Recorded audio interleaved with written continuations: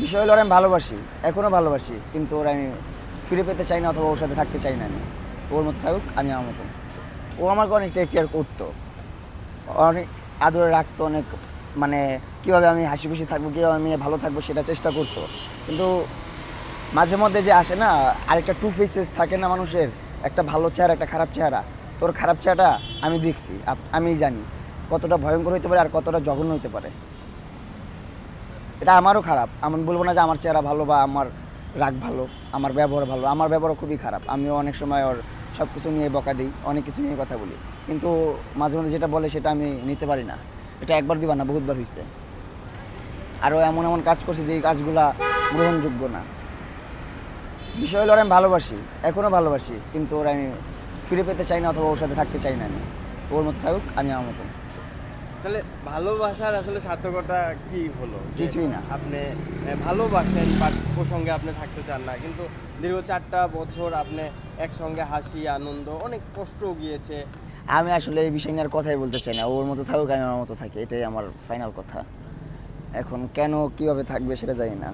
ও কোথাও move on করুক, ওর যে কোনো ছেলে পছন্দ হলে তার সাথে চলুক। ও অনেকবার বলছেও যে আমি তোমাকে না দিয়ে আরেক ছেলেকে মার্সিডিজ কিনে দিব। তখন ঝগড়া হয়েছে, কয় আমার কাছে আমার লেবিলিটি আছে 3-4টা মার্সিডিজ কেনার, আমি এখন আরেকটা ছেলেকে মার্সিডিজ কিনে দিব, বলছে এগুলা। তারপর আমি আরেকজনকে বাড়ি করে দেবো, আরেকজনকে এটা করবো, এগুলো অনেকবার বলে, কথার ছলে হোক ঝগড়ায় হোক যাই হোক বলে। জিনিসগুলা মাথায় থাকে আমার অলওয়েজ।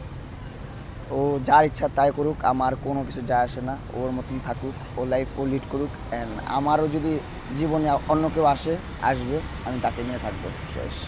আপনি কি অন্য কাউকে নিয়ে ভাবছেন এখন? ভাবার কিছু নাই তো এখানে হচ্ছে নিজেকে নিয়ে কি ভাবছেন? মানুষ যখন আমাকে অপমান করে রাস্তার মাঝখানে, তখন আমি জিনিসটা হজম করতে পারি যে এটা তার থার্ড পার্সন, ও আমাকে বকা দিচ্ছে, বসতে ছেলে বলছে, বুড়া বেড়ি যাই বলছে, যাই বলছে, এটা আমার গায়ে লাগতেছে না। কিন্তু যখন ঘরের মানুষ কথাগুলো বলে তখন অনেক গায়ে লাগে। তো আমি ঘরে ওই কথাগুলো শুনছি, তো ভালো লাগতেছে না জিনিসগুলো, এই জন্য ওর সাথে আমি থাকবো না। মানে ওর কাছ থেকেই শুনছি কথাগুলো, এমন না যে আমার বাবা মার কাছ থেকে শুনছি কথাগুলো। আমার বাবা মা অনেক আগেই মানা করছিল, আবার বলছে ঠিক আছে চল, তুই যেহেতু ভালো আছিস, তুই যেহেতু ভালো থাকতে পারিস, ভালো চলতে পারিস, তুই চল, কোনো সমস্যা নেই। আমার ফ্যামিলির কেউ কিন্তু ওরে, মানে আমার 14 গোষ্ঠীর কেউ ওরে মেনে নেয় নাই, আর কেউ পছন্দ করে না। কারণ একটা মানুষের পার্সোনাল লাইফে ঝগড়াঝাটি হইতেই পারে। ও লাস্ট টাইম যেটা করছে ওরা মারার পরে লাইভে এসে আমারে নিয়ে যা ইচ্ছা তাই বলছে, যতভাবে আমাকে ছোট করা যায় লাইভে এসে করছে, অনেক অপমান করছে। তো তারপরও কিন্তু আমি ব্যাক চলে আসছি, আসার পরে দেখলাম কি আমারই লস।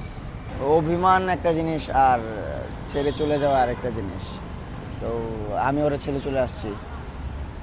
ও অনেক ভালো মানুষ, জীবনে অনেক ভালো কিছু করছে, অ্যান্ড এই জন্য আমার মতন খারাপ মানুষ ওর জীবন থেকে সরে গেছে।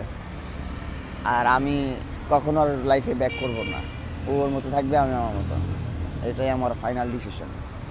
সে তাদের যদি একটু কষ্ট হয়, ওই কষ্টে মানায় নিব, কিন্তু সব কিছুর একটা লিমিট আছে।